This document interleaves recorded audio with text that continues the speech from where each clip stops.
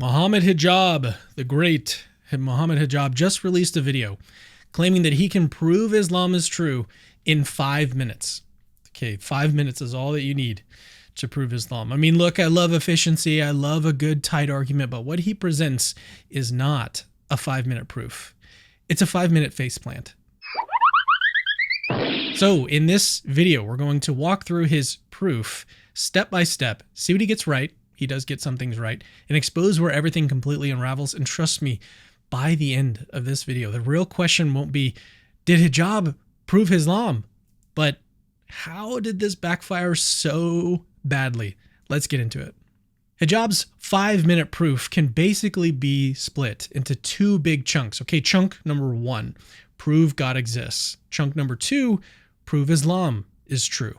And trust me, it is absolutely worth sticking around to see how he tries to pull off step number 2, because whatever you're expecting, the arguments he brings out in that section, let's just say they're not the ones that you'd pick if you only had 5 minutes to convince the planet. Now, let's set the stage a little bit, because this clip that we're going to play comes from a debate that he did at Oxford against Destiny, the atheist streamer.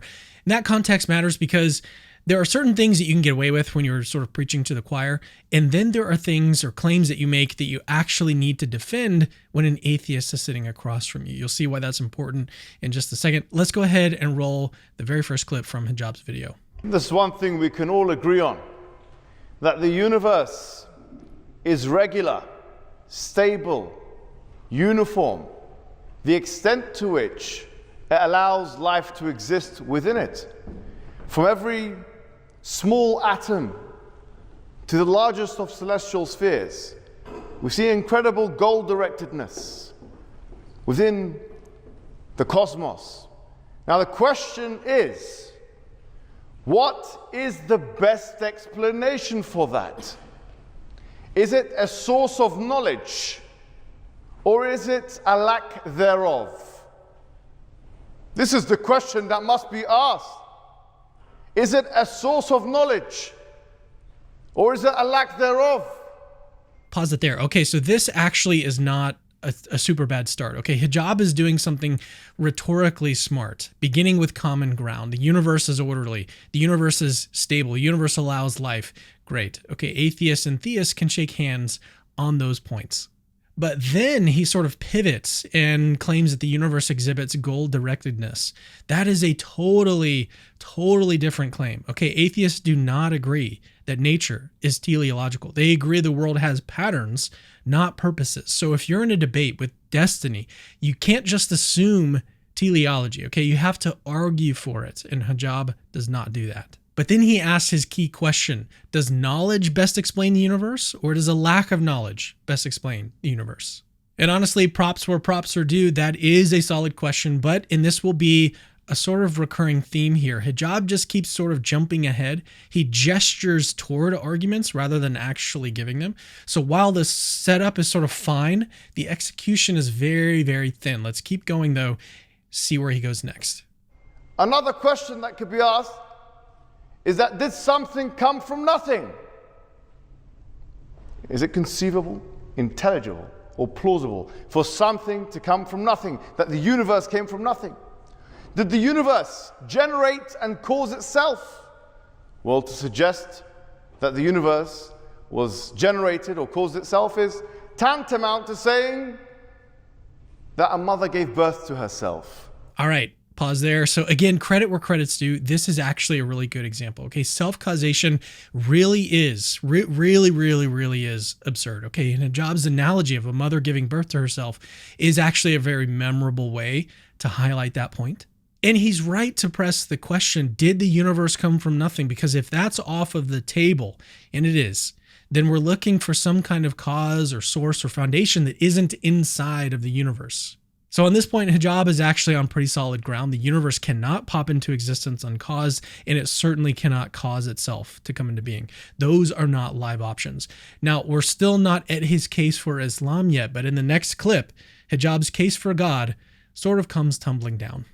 And to suggest that there's more than one ultimate source of being, more than one necessary existence, is tantamount to saying that you can have more than one mother to one sole child. Therefore, it is clear that monotheism, the idea of one source, that is the foundation for everything that exists, is the only reasonable conclusion. All right, pause again. So obviously Hijab is a very confident guy, but this is where things really start to wobble for him, okay? Hijab is really trying to argue that there can be only one necessary foundation of reality. That's actually good. Okay, monotheism is a perfectly reasonable conclusion. Philosophers have defended that for centuries. The problem is the way he tries to illustrate or argue for it. He says that believing in multiple necessary beings is like believing a child can have more than one mother. But the analogy is actually working against him here because children don't just have one parent, right? They have two parents. There's a mother and a father. So if anything, the example suggests multiple sources are possible rather than impossible. So his own analogy backfires against him. The better route here, the one that he should have taken, is simply to appeal to parsimony. Okay, Occam's razor. If one necessary foundation explains reality just fine, you don't need to multiply them. Okay, positing 2 or 4 or 50 doesn't increase explanatory power. It just complicates the picture. So the conclusion that he wants, monotheism, is totally reasonable.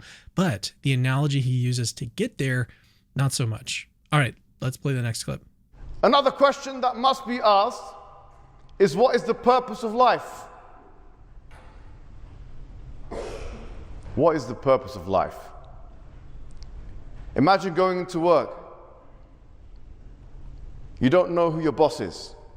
You don't know what your role is. You don't know what you're doing there. But here we are in the career of life, and we don't know what our purpose is. The purpose of life is to align the finite with the infinite. The purpose of life is to submit to the lawgiver. The purpose of life is to submit to the ultimate source of all creation. All right, so this whole move that he's doing here feels like a detour, almost like he's switching from a debate with an atheist to like giving a lecture or a sermon. Okay, Destiny doesn't believe in an objective built-in purpose to life. He thinks people probably invent their own purpose, but he's certainly not going to grant that there's some grand cosmic assignment we're all supposed to align with. So bringing up like the purpose of life in a context where the other person fundamentally denies objective purpose is not going to land. Okay, it's basically preaching to the audience or his audience rather than debating the person that is in front of you.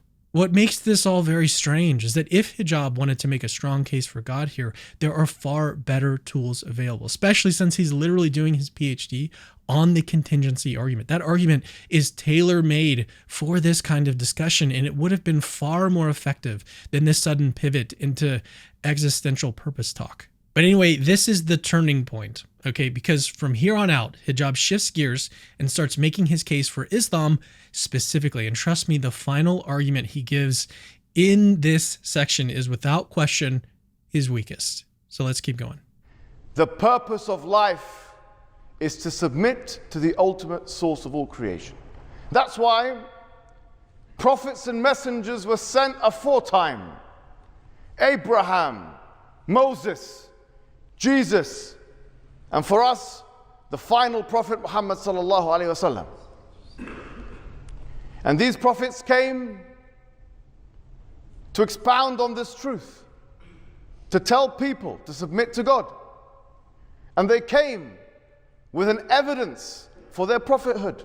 Now, as a committed Muslim, Hijab obviously believes Muhammad is the final prophet in a long chain of prophets. There's nothing super surprising there. What is surprising is what comes next, because he's about to give us 3 reasons, 3 pieces of evidence supposedly showing that Muhammad was a true prophet. And this is the part he really wants you to feel the force of. This is where his argument is supposed to go from generic monotheism to therefore Islam. So honestly, guys, like, you need to prepare yourselves. This is where you might actually become a Muslim in the next few minutes as you watch this video. Let's start with his first argument. Roll the clip. As for the Prophet Muhammad, his evidence is that he came with a preserved religion. The Quran is preserved in a way that no other ancient book is. So hijab's first big argument for Islam, for the truth of Islam, is that the Quran is uniquely, perfectly preserved. And look, Muslim apologists repeat this claim constantly, but when you dig in to the actual manuscript evidence, the picture is nowhere near as clean as the slogan. The most important point is this. Really pay attention here. Early Quranic manuscripts clearly show a process of textual development, not some perfect one-shot drop from heaven preservation. Look, take the famous Sana'a palimpsest, for example, that was found in Yemen in the 1970s. It contains a lower text, an earlier version underneath the standard text that differs in multiple places from the Quran Muslims use today. Scholars like Benem Sadeghi and Mohsen Gudarzi have shown that this lower text isn't just random scribal noise. Okay, it represents an entirely different textual tradition that was circulating before the Uthmanic standardization. In other words, there wasn't just one Quran at the beginning. There were multiple versions, multiple recensional lines, and actual variation in circulation among Muslims. And honestly, like at a realistic level, there is nothing shocking about that. That's exactly what you'd expect from a text that's being transmitted in real historical communities. We would expect to see variations, but it does mean that the confident apologetic line, perfectly preserved from day one, is simply not true.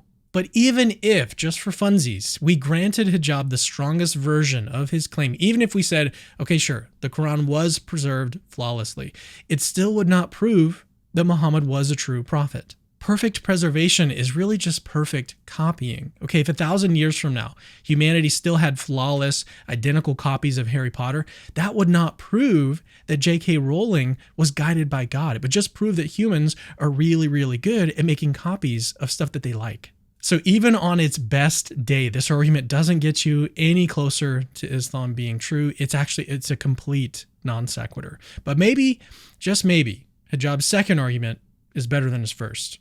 Let's watch. There's a falsification test within the Quran, challenging humanity to find a contradiction within it, challenging humanity to try and produce a chapter like it. All right, Hijab's second argument is actually two arguments bundled together. Both of them are really bad, but both of them are incredibly popular in Muslim apologetics. Let's take them one at a time. Number one, the find a contradiction challenge. Okay, Hijab is referring to the Quran's own falsification test. The verse commonly cited is Surah 4:82. It says this: "Then do they not reflect upon the Quran? If it had been from any other than Allah, they would have found within it much contradiction." Muslim apologists frame this as if the Quran is inviting scientific level scrutiny. Okay, go ahead, find one contradiction, just one. You can't. Here's the problem. All right, even if a book has 0 contradictions, that would not prove that it came from God. ChatGPT, Muslims' favorite tool, can generate a perfectly consistent short story in seconds, all right? That doesn't make the story divine. Logical coherence is not the same thing as divine authorship. But we don't even need to rely on hypotheticals here because, unfortunately for Hijab, the Quran doesn't pass its own test. Christians, and honestly, like anyone who's read the Quran closely, have been pointing out contradictions in the Quran for centuries. Have you ever heard of the Islamic dilemma? Early Christians engaging Islam, like George of Beltane, have been pointing out that the Quran confirms our scriptures as reliable. But if the Quran does that, then it follows that the Quran is false because our scriptures contradict the Quran. But there's another contradiction in the Quran that might actually be worse than the Islamic dilemma. It has to do with the creation events detailed in the Quran. Now, I've created a whole video on this contradiction, which you can watch here if you're interested. But here's the quick version. Surah 2:29 says the earth was created before the heavens. It is he who created for you all of that which is on the earth. Then he turned to the heaven and made them 7 heavens, and he is knowing of all things.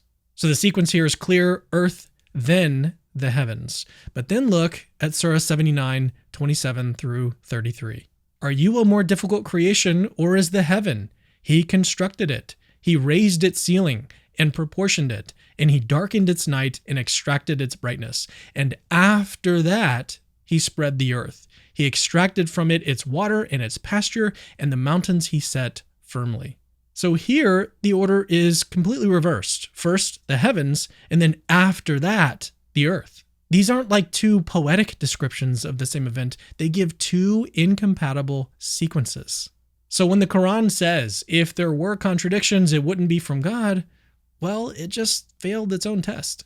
Okay, bad argument number 2, the produce a surah like it challenge. Hijab then immediately moves to the next classic challenge. This argument shows up in multiple passages in the Quran, but one of the clearest is in Surah 10:38. Or do they say he invented it? Say, then bring forth a surah like it, and call upon for assistance whomever you can besides Allah, if you should be truthful. Now, this is supposed to be like a falsification test, but it collapses instantly because the entire thing is completely subjective. What does like it even mean here? Okay, does it mean length, in rhythm, vocabulary, emotional impact, literary flourish? Christians and skeptics have produced surah-style writings for centuries. Even today, people regularly generate Quran-like passages, including with ChatGPT, and every time Muslims say, nope, that's not good enough.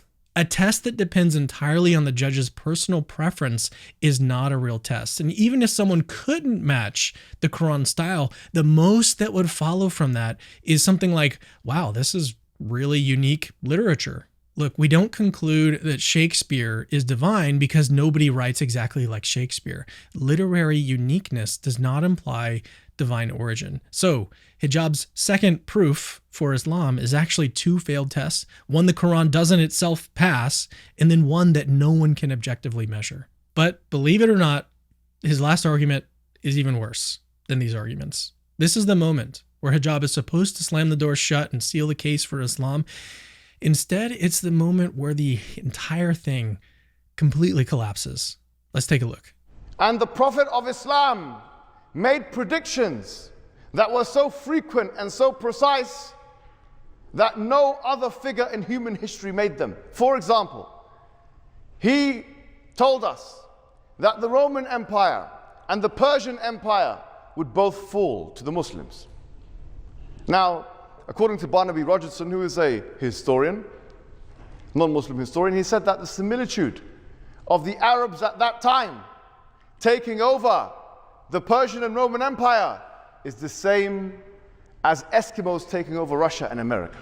Imagine what kind of a wild prediction this is. And this is one of many predictions that obviously I don't have time to expound here.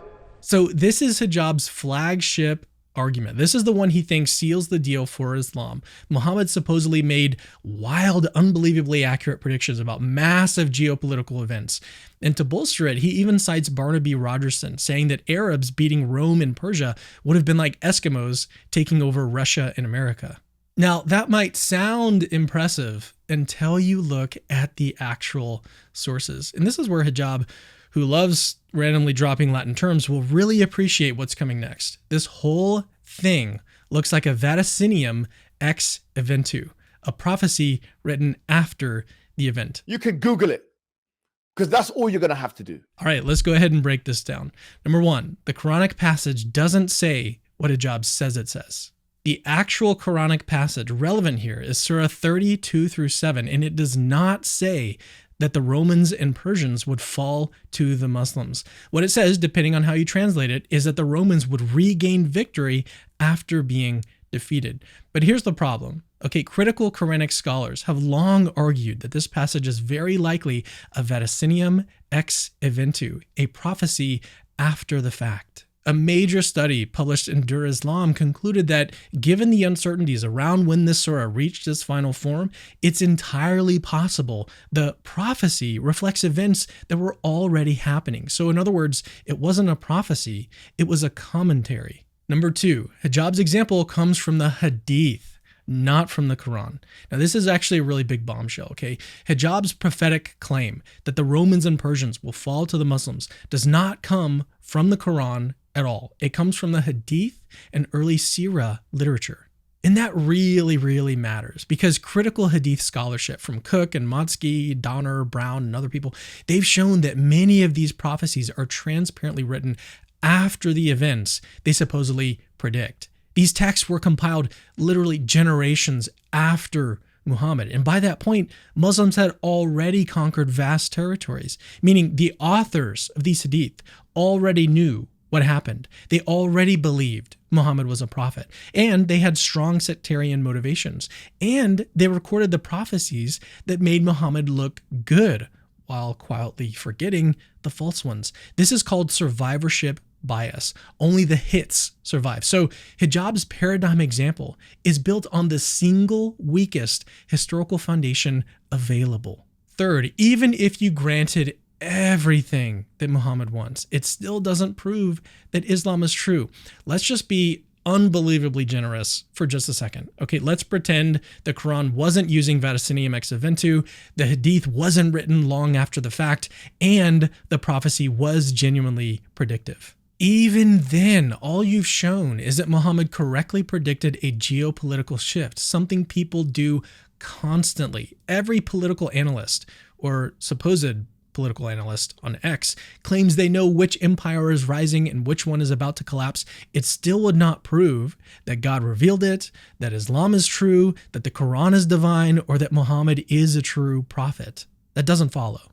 At most, it would be a lucky hit, and that's being very generous. So Hijab's final flagship argument, the one that's supposed to seal the deal for Islam, is built on 1, a Quranic passage that likely isn't a prophecy at all, 2, a hadith claim written long after the events it predicts, 3, severe survivorship bias, and 4, absolutely zero evidence of divine origin. If this is the grand finale, then Hijab's 5-minute proof didn't just fail, it collapsed under the weight of its own sources. Hijab set out to prove Islam in 5 minutes, and what we actually got was a chain of arguments that, even when granted their strongest possible interpretation, never come close to establishing Islam. Here's the big picture of his big case for Islam. First, order in the universe. Christians agree, Jews agree, philosophers agree. This does absolutely nothing to get you to Muhammad. 2, a single necessary foundation. Sure, Christians agree with that too. But again, that's classical theism. It's not Islam. 3rd, a purpose to life. Even if that's true, which Christians agree that that's true, this doesn't point to a specific 7th century Arabian prophet, okay? But then we moved into Hijab's evidence for Islam. 4th, perfect preservation of the Quran. Okay, only except early manuscripts show a process, not perfect preservation, and even perfect preservation would only prove good copying, not divine inspiration. 5th, no contradictions in the Quran. Well, except for the fact that the Quran does contain contradictions like the Islamic dilemma or the creation sequence that I covered in the detailed video that I mentioned earlier. And even a contradiction-free book would not prove that it's divine. 6, produce a surah like it. Completely subjective. Okay, Christians have been producing surah-style texts for centuries. Literary uniqueness does not equal divine authorship. Finally, 7th, Muhammad's wild predictions. Hijab's paradigm example fell apart instantly once we looked at the sources. Okay, the Quran's prediction about an unrelated event is likely a vaticinium ex eventu, a prophecy written after the fact. And the Hadith predictions, where this actually comes from, come from texts compiled long after the events themselves. Prime territory for legendary development and survivorship bias. When you actually step back, none of this evidence uniquely supports Islam. So the conclusion isn't therefore Islam. The conclusion is more something like Islam's best public case, defended by one of the top dawah guys, collapses under scrutiny. Now, and this isn't even me being harsh. This is just what happens when you put your arguments out on the table and have them inspected by someone that applies even minimal critical pressure. Okay, if this is the strongest 5-minute proof Islam has to offer, Islam is in very, very serious trouble. Oh, and by the way, Christianity is true.